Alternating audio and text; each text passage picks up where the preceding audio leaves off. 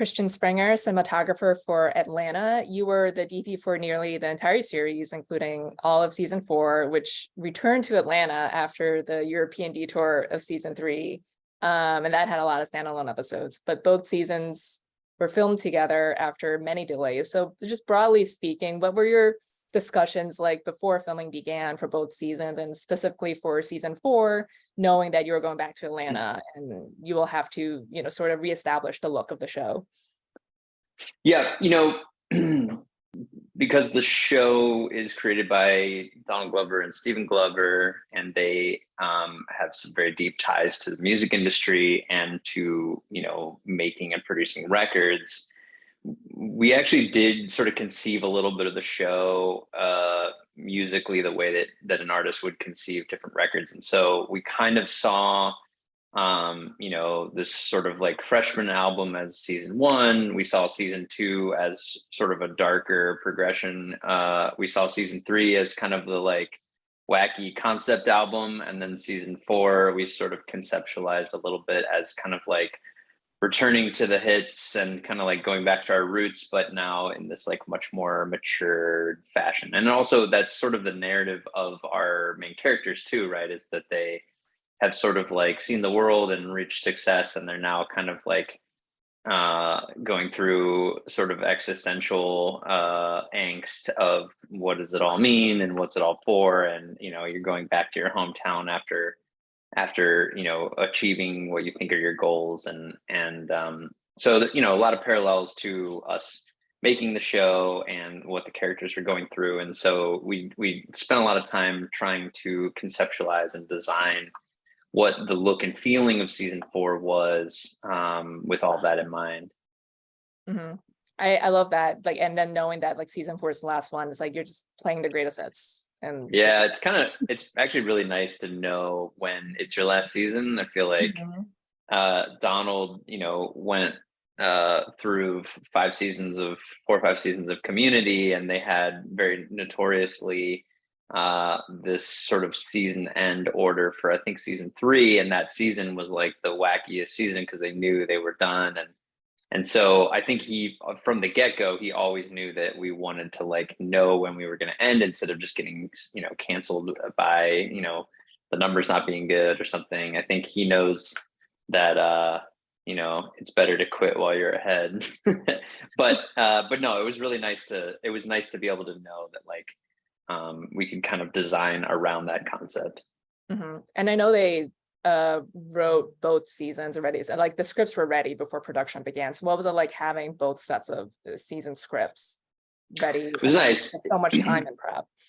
Yeah, it was nice to be able to kind of see how it was all going to play out. We were a little unclear as in terms of like what the order was going to be towards the back half, and we ended up rearranging the back half order in post a little bit. But yeah, it was nice to know how the season was going to end. It was nice to know, this episode in particular is kind of Alfred's sort of penultimate episode. And it was, we got that script very early on. So we had a lot of time to really think and design what we wanted that to be. And we knew that it wanted to be special. We knew that it wanted to stand out from the rest of the episodes.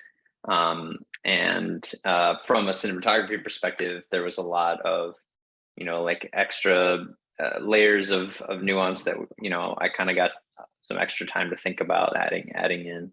So it's great. Mm-hmm. Yeah, you're Emmy nominated for Andrew Wyeth, Alfred's World, like you said, the penultimate episode, all about Alfred. And I think the show's best episodes are focused on him. But in this one, he's on his farm. He just wants some peace and quiet. And it's his safe space turns out to be not so safe in the end. But I love like the juxtaposition of like the calm and serene he's seeking, and then it kind of turns into like a horror film by the end. So what was it like? And ultimately, like very little dialogue too, which is a gift for any cinematographer. So what was it like? Conceptualizing those two disparate types of moods for the episode. We didn't want to like lean too hard and project the sort of, like you're saying, the sort of more dramatic horror element. And so what we kind of talked about in prep was like, just leaning into the naturalism and the narrative surrounding him getting back into nature, and him having this experience growing up in the city, and going and living on a farm, and also the sort of like loneliness that he isn't really expecting when he makes this decision. And so those were sort of, we were trying to steer it more in that direction, and then the horror elements could kind of arrive, or the more the scarier moments could sort of arrive a little bit more unexpected. We tried to like seed it in a little bit here and there, but we didn't want to like go to push too genre-y into something that projected what it was going to be. I love the juxtaposition of the sereneness of the farm and like the calmness that Alfred is seeking, and then there's some horror elements too by the end with the hog attack and everything, the tractor. So how did you go about conceptualizing shooting those two disparate types of moods?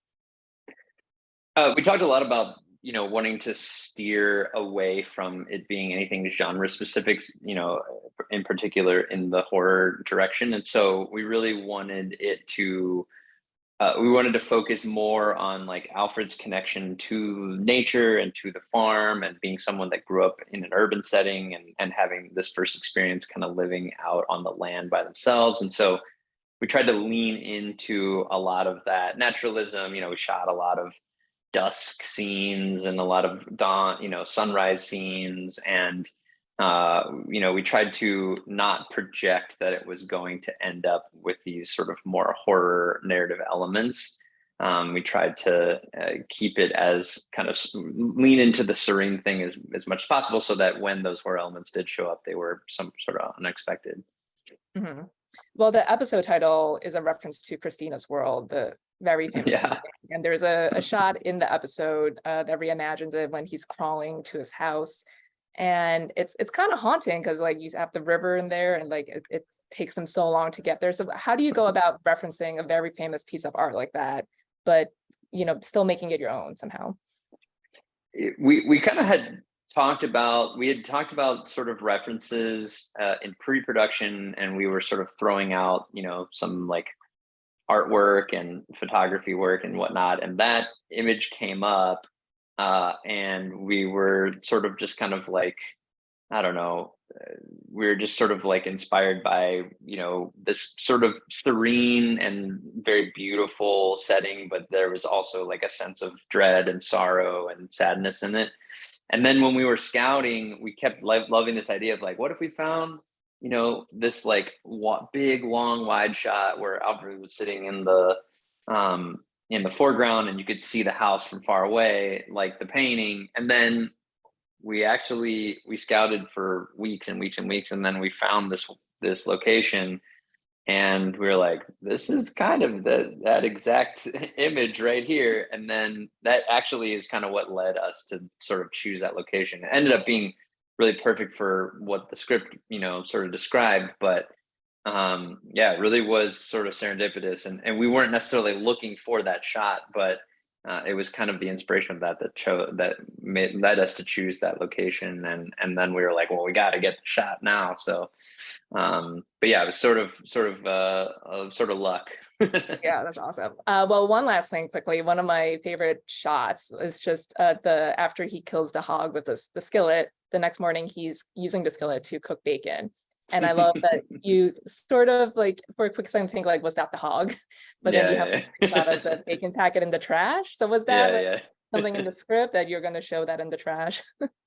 It was, yeah. That was kind of the original idea, but I think in the script it was a little bit more.